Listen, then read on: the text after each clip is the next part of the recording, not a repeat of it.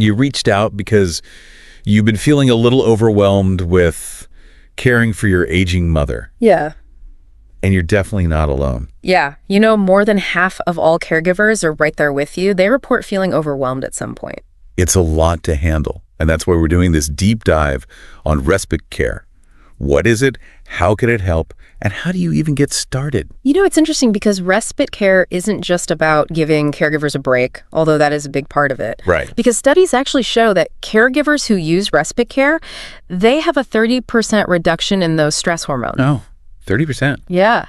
That's significant. It's like you get to hit the reset button on burnout. Exactly. That makes sense. I mean, we can't pour from an empty cup, right? Exactly. But I imagine some people listening right now might be feeling guilty even thinking about taking a break. Oh, absolutely. Guilt is huge.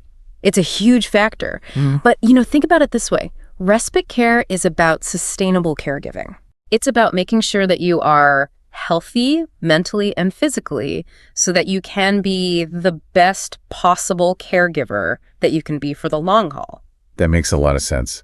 So who exactly is respite care for? Is it just for, people caring for someone with a terminal illness?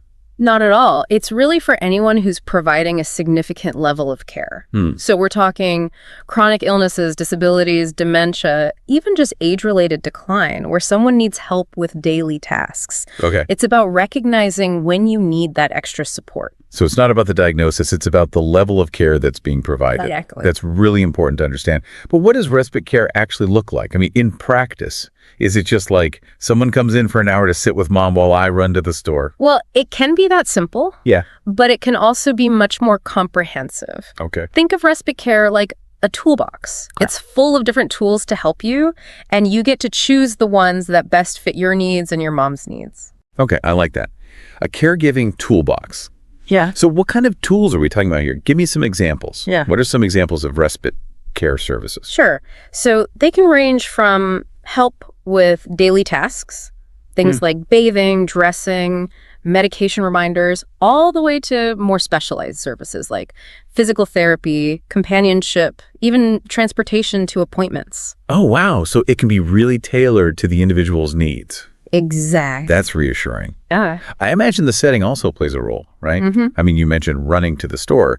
That's a lot different from needing someone to stay overnight. You're right. There are definitely different types of respite care settings to consider, and they each have their own pros and cons. Okay, yeah, let's unpack those different settings a little bit. Okay. I think some people, when they hear respite care, they might picture like a nursing home. Right. But it sounds like there are a lot of other options too. Exactly. Nursing homes do offer short-term respite stays, and that can be a really good option for people who need a higher level of medical care. But it's definitely not the only choice. Okay, good. Let's start with the most flexible option first. In-home respite care. Okay, so tell me about that. How does that work? What are the advantages there? Well, for starters, your mom gets to stay in the comfort of her own home. Right. In a familiar place, which can be way less disruptive, especially if she's already feeling overwhelmed. Yeah. Plus, you have more flexibility with the scheduling. Right. You can have someone come in for a few hours a week, overnight, or even for longer periods if you need to. Just depends on what your needs are. That makes sense. I know for my mom, she would much rather stay at home if at all possible. But are there any downsides? Well, the main drawback is that it might require a bit more, legwork on your end. Okay. So you might need to find and vet caregivers yourself, although there are agencies that can help with that. Right. And in-home care generally doesn't offer the same level of medical care as a facility. Right. So it might not be suitable for everyone. Gotcha. Okay, so what if someone does need more structured care? Or maybe they need a little bit of social interaction? What other settings are out there? That's where adult daycare centers can be really good. Okay. They offer a safe and supervised environment where your mom could participate in structured activities, enjoy meals with other people, and even receive some medical care depending on the center. Okay. And it gives you a break during the day knowing that she's in good hands. Yeah, that sounds like a great option. Yeah. For someone who's, at home during the day, but they need a little bit of extra support and, like you said, some socialization. Exactly. It's like a social club, but with care built in. Right. Exactly. And then on top of that, you have short-term stays at assisted living facilities. No, I have to admit, I'm a little fuzzy on the difference between assisted living and a nursing home. Sure. Can you clarify? Absolutely. So assisted living is for people who need help with some daily tasks, but they don't necessarily require that round-the-clock skilled nursing care. They offer things like help with medication, meals, dressing, bathing, as well as social activities. Okay. So think of it as a step up from in-home care in terms of the level of support. Okay, so assisted living is for people who are still fairly independent, but maybe need a little extra help. And then nursing homes are for those who really need more intensive medical care. Yeah, you got it. Okay. And short-term stays in either setting can be a good option for respite care, depending on, again, your mom's needs and her preferences. This is a lot. This is a lot of information. It's great to know there are so many options, but I imagine that trying to choose the right one can feel overwhelming in itself. It definitely can be. And that's where talking to a professional, like a geriatric care manager or a social worker, can be really, really helpful. Okay. They can help you assess your mom's needs, help you navigate the different options, and even connect you with resources in your area. That's really good to know. Because honestly, even with all this information, I think if I was trying to figure this out on my own, I would feel a little lost. Yeah, it's a lot to navigate. It is. But, we've been so focused on kind of the practicalities here. Right. I almost forgot to ask, what about insurance coverage? Does insurance typically cover any of this? That's a really important question, and unfortunately, there is no one-size-fits-all answer. Coverage for respite care, it varies. It depends on your specific insurance plan, your state's regulations, so yeah, it really depends. Okay, so it's definitely something to look into on the front end. Yeah. Before making any decisions. Exactly. Do you have any tips for navigating that kind of insurance maze? Absolutely. First thing, call your insurance company. Ask them specifically about their respite care benefits. Okay. What services do they cover? What are the eligibility requirements? Are there any limitations on the duration or the frequency? Get all that information. Okay, so it's knowledge is power, right, when it comes to insurance.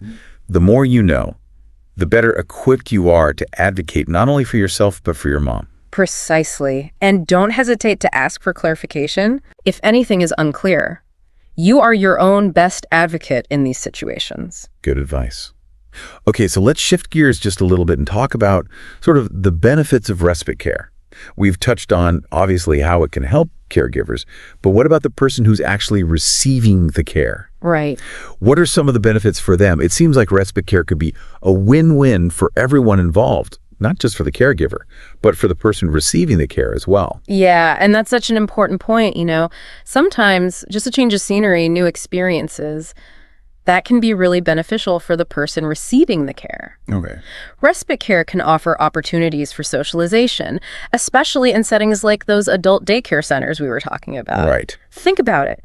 Your mom playing games, doing some crafts, or just chatting with other people. Right. It can do wonders, really, for their emotional well-being, even cognitive stimulation. It's like taking a break from the routine. Exactly. Trying new things, connecting with others, especially for someone, like my mom, who really thrives on that social interaction. Exactly. That sounds like a real mood booster. Absolutely. And let's not forget about the potential for easing transitions, too.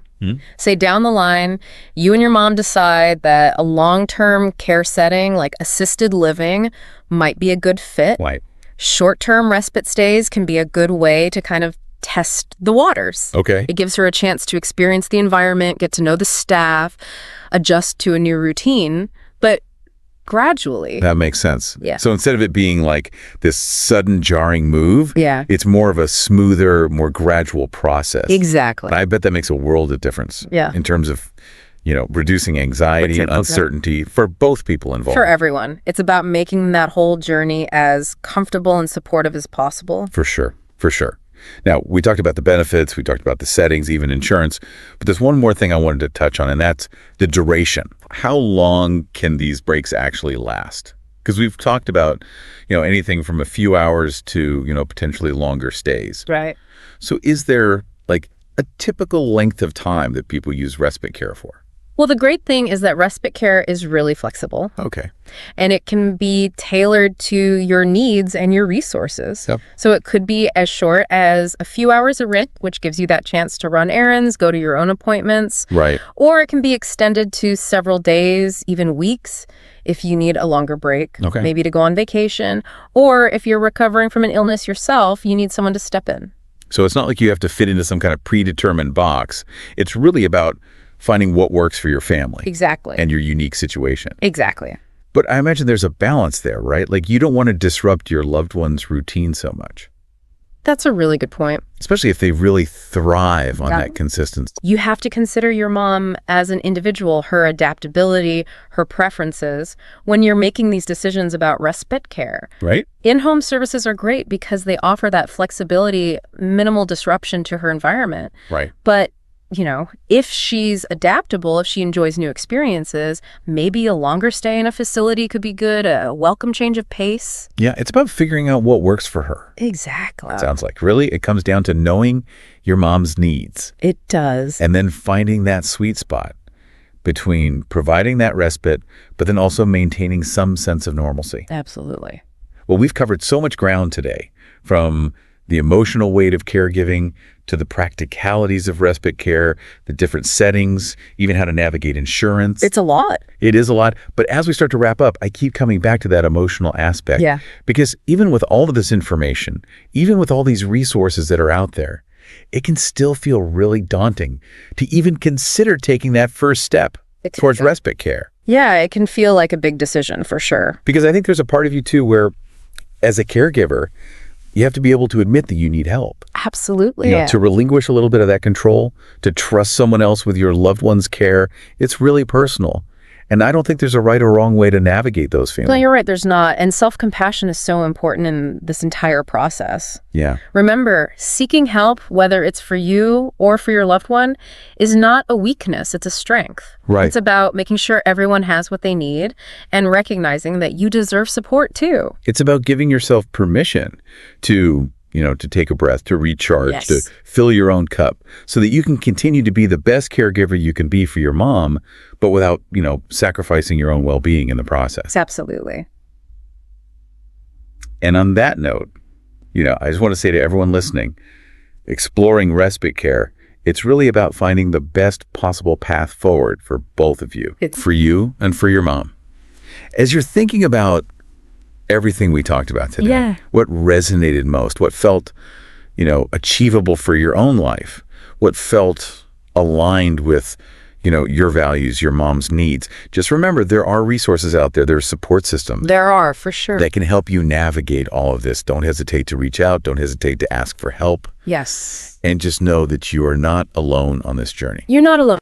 And that wraps up another insightful episode of Let's Talk Real Estate for Older Adults.